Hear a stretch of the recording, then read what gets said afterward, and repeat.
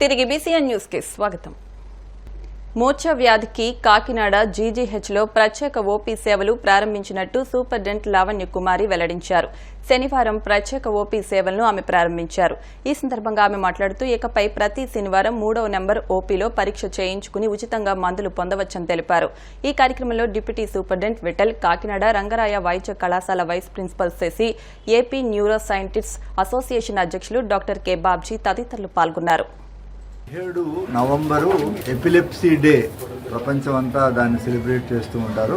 అందులో భాగంగా Rangaraya medical college, government general hospital, neurology department కాకినాడలో షరీఫ్ గారి ఆధ్వర్యంలో ఇక్కడ ఎపిలెప్సీ అవగాహన సదస్సులాగా కండక్ట్ చేస్తూ ఉన్నాము.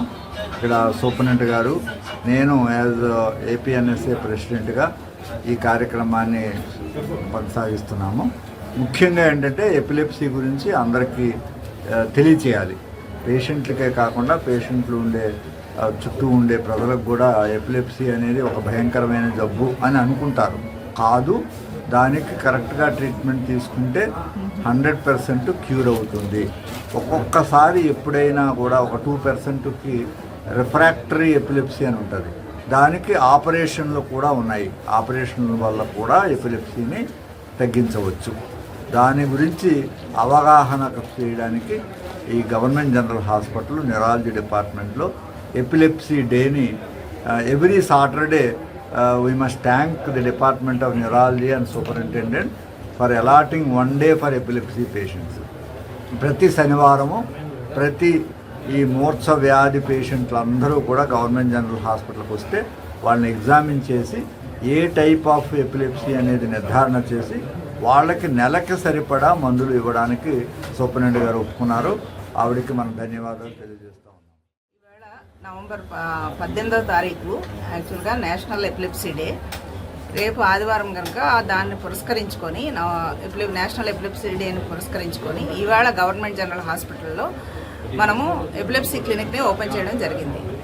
ఇక్కడి నుంచి ప్రతి శనివారం కూడా మూర్ఛ వ్యాధికి ప్రత్యేకంగా 3వ నెంబర్లో ప్రతి శనివారం కూడా మూర్ఛ వ్యాధికి పరీక్షలు చేసి మందులు ఇవ్వడం జరుగుతుంది. ఈ మందులు కూడా ఏంటి అంటే వారు అస్తమానం హాస్పిటల్కి రావడానికి కష్టంగా జరుగుతుంది కాబట్టి నెలకి ఒకసారి మందులు ఇచ్చేలాగా వాళ్ళకి ఏర్పాటు చేసాం. సో నెలకి సరిపడా మందులు ఒకసారి ఇవ్వడం జరుగుతుంది. ఈ అవకాశాన్ని ప్రతి మూర్ఛ వ్యాధి పేషెంట్లు కూడా సద్వినియోగం చేసుకొని వారు ప్రత్యేకంగా 3వ నెంబర్ గదిలో ప్రతి శనివారం వారికి కష్టం లేకుండా సులువుగా చూపించుకొని వెళ్ళడానికి కూడా వీలు కలుగుతుంది. తర్వాత మూర్ఛ వ్యాధి అనేది ఏంటి అంటే పేషెంట్లకి చాలా ఇబ్బందికరమైన పరిస్థితి. ఎస్పెషల్లీ ఆడవారికి గర్భిణీ సమయంలో కానీ తర్వాత పిల్లల్ని చూసుకుంటానికి కానీ day to day household works చేసుకుంటానికి కూడా చాలా ఇబ్బంది. ఇది సోషల్ ప్రాబ్లం కూడా. ప్రతి వాళ్ళు కూడా వాళ్ళు అదేదో సోషల్ ట్యాబు లాగా వీళ్ళకి మూర్ఛ వ్యాధి ఉంది అని చెప్పేసి, కానీ మూర్ఛ వ్యాధి అన్నది ఏంటి అంటే అది ట్రీటబుల్, కరెక్ట్ చేయడానికి వీలు లేని వ్యాధి కాదు. కాబట్టి ముందుగానే గుర్తించి వైద్యుల సూచనల ప్రకారం కరెక్ట్గా ట్రీట్మెంట్ చేసుకుంటే కనుక అది పూర్తిగా నయమవుతుంది. వారు సాధారణ జీవితం అందరిలాగే గడపచ్చు.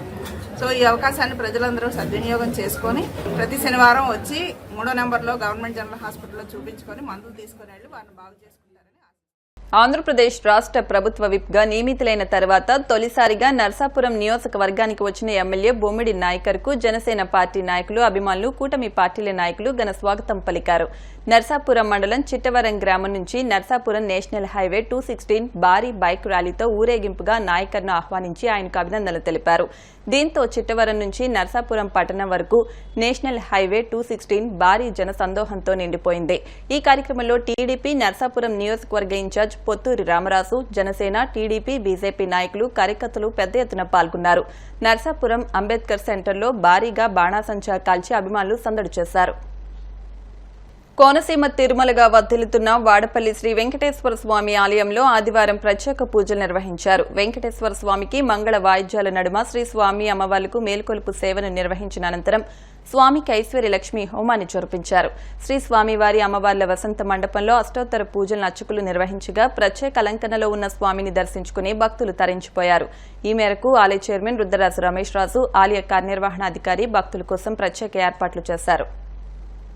గిరిజన విద్యార్థులు బాగా చదువుకుంటే వారి భవిష్యత్తు బాగుంటుందని తిరుపతి జిల్లా కలెక్టర్ వెంకటేశ్వర్ తెలిపారు. తిరుపతి నగరం బైరాగి పట్టేడ గిరిజన భవనంలో బర్సా ముండా జయంతి సందర్భంగా గిరిజన సంక్షేమ శాఖ ఆధ్వర్యంలో గిరిజన స్వాభిమాన ఉత్సవాలు నిర్వహించారు. ఈ ఉత్సవాల్లో ST commission member Vadithya Shankar Naik గిరిజన సంఘాల నాయకులతో కలిసి ముఖ్య అతిథిగా కలెక్టర్ పాల్గొన్నారు.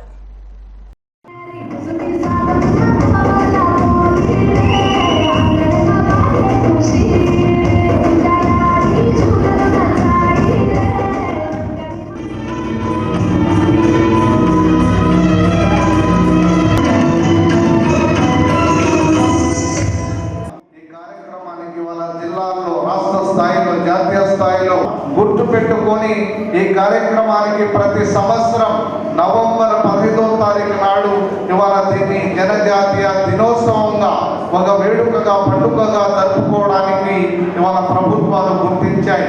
కాబట్టి అలాంటి మహానుభావుల యొక్క చరిత్రని, వారి యొక్క గొప్పతనాన్ని, వారు చేసినటువంటి కృషిని మనం అందరం కూడా గుర్తు పెట్టుకొని మనం కూడా వారి యొక్క స్ఫూర్తితో ఈ సమాజంలో ముందుకెళ్లాల్సినటువంటి అవసరం ఉంది. మనం అందరం కూడా బాగా చదువుకోవాలి.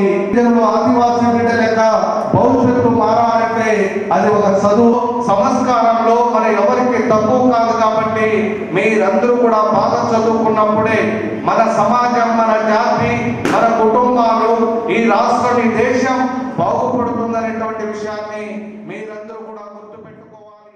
మంచి స్ఫూర్తిదాయకంగా వాళ్ళందరూ నిలుస్తారు. మీరు కూడా జీవితంలో మీరు ముందుకెళ్తారు. మీ చుట్టుపక్కల ఉన్నటువంటి మన మిగతా ట్రైబల్ పిల్లలందరినీ కానీ కుటుంబాలందరినీ కూడా మీరు పైకి తీసుకురాగలుగుతారు. ప్రభుత్వం కూడా గౌరవ ప్రధానమంత్రి గారు కానీ గౌరవ ముఖ్యమంత్రి గారు కానీ ఇప్పుడు కూడా బడుగు బలహీన వర్గాల కోసమే మనకి జిల్లా యంత్రాంగాన్ని కూడా ఎక్కువ శాతం సమయం కేటాయించాలని, వాళ్ళ సమస్యలు పరిష్కారం చేయాలని కూడా మాకు ఎప్పుడు ఆదేశాలు ఇస్తూ ఉంటారు. ముఖ్యంగా ఇందాక మన గౌరవ సభ్యులు గారు చెప్పినట్టు ఖచ్చితంగా కూడా గిరిజన పిల్లల్ని, మరీ ముఖ్యంగా మహిళల్ని, ఆడపిల్లల్ని 10 తర్వాత ఇంటర్మీడియట్, డిగ్రీ, ఖచ్చితంగా డిగ్రీ ఇంకా ఎంబీబీఎస్ కానీ, ఐటీ కానీ, ఇంజనీరింగ్ కానీ ఏదైతే వాళ్ళకి నచ్చినది చదివించాలి. మీరు కూడా కుల పెద్దలు ఉన్నారు, మీరందరూ కూడా మిగతా వాళ్ళని కొంచెం మోటివేట్ చేసి వాళ్ళకి ఈ జరుగుతున్న దీన్ని అరికట్టేలా చూడాలి. మీరు కూడా చదువును కనుక నిర్లక్ష్యం చేస్తే మాత్రం చాలా ఇబ్బందులు వస్తాయి. దయచేసి పిల్లలందరూ కూడా కష్టమన్నా నష్టమైనా బాగా చదువుకొని మంచిగా హైయర్ ఎడ్యుకేషన్. తిరుమల శ్రీవారిని సంగీత దర్శకుడు తమన్ దర్శించుకున్నారు. గొల్ల మండపంలో పండితులు ఆయనకు వేద ఆశీర్వచనం చేశారు. స్వామివారి దర్శనం అనంతరం టీటీడీ అధికారులు స్వామివారి తీర్థ ప్రసాదాలు అందజేశారు. ఈ సందర్భంగా ఆయన మాట్లాడుతూ స్వామి ఆశీస్సులు ప్రతి ఒక్కరికి ఉండాలని కోరుకున్నట్టు తెలిపారు. వార్తలు ముగించే ముందు ముఖ్యాంశాలు మరొకసారి. మహారాష్ట్రలో వివిధ నియోజకవర్గాల్లో పవన్ విస్తృతంగా ప్రచారం. పవన్ ను చూసేందుకు భారీగా తరలివచ్చిన తెలుగు ప్రజలు.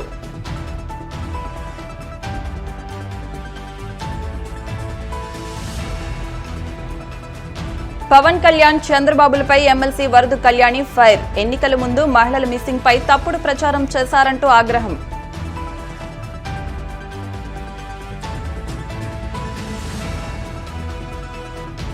పాలకొల్లులో 24న రాష్ట్ర స్థాయి చదరంగం పోటీలకు ఎంపికలు. ప్రచార పత్రాలను విడుదల చేసిన నర్సాపురం ఆర్డీఓ దాసరాజు.